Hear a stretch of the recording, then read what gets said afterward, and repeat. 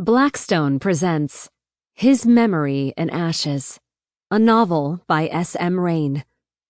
This book is read by Elise Arsenault and Liam Dicosimo. Prologue.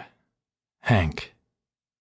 I spotted Evangeline Ashe at a hospital 7 years ago and knew instantly I'd marry her. I worked for the Reno Police Department back then. Meeting my future wife on the job was the last thing I expected to happen, especially considering I'd closed out a shift by hauling a junkie into the emergency room. That's how I spent most shifts in those days. Any addict who couldn't be cleared up with naloxone got cuffed to a bed before getting tossed to the jail uptown. When I finally dropped off the trash, Eve had been pacing outside the doors, just far enough from the entrance that she could smoke. Back then, she smoked all the time, walking around in a cloud so I could never quite see through to her face. I only glimpsed her profile as she paced away from the door, lit in red tones by the cherry of her cigarette when she inhaled. She wore lipstick that left a ring of dark red on the filter. "Did you know you can't smoke that here?" I asked. She confessed that she knew, but needed to relax. "My brother's in the hospital." Eve's voice was both raspy and velvet. "I'm sorry to hear that," I said. "But you can't smoke here." The breeze picked up.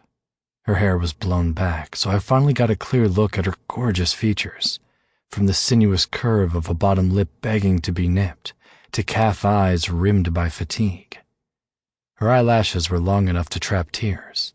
Her hair fell in wispy locks, styled to give softness to an angular face. She asked, "Can I finish this cigarette?" I'd never wanted to tell someone yes before so badly. I walked away without answering. As long as I didn't have to see it, I didn't have to tell her to stop.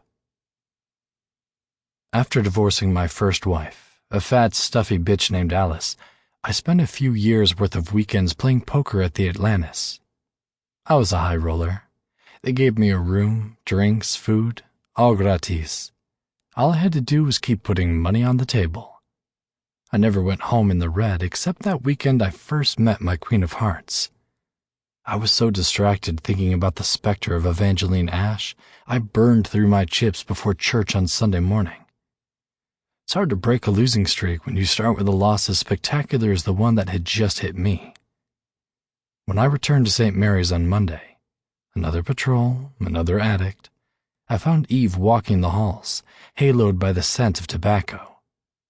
She seemed more waifish in the hospital lighting. I could have lost. Sample complete. Ready to continue?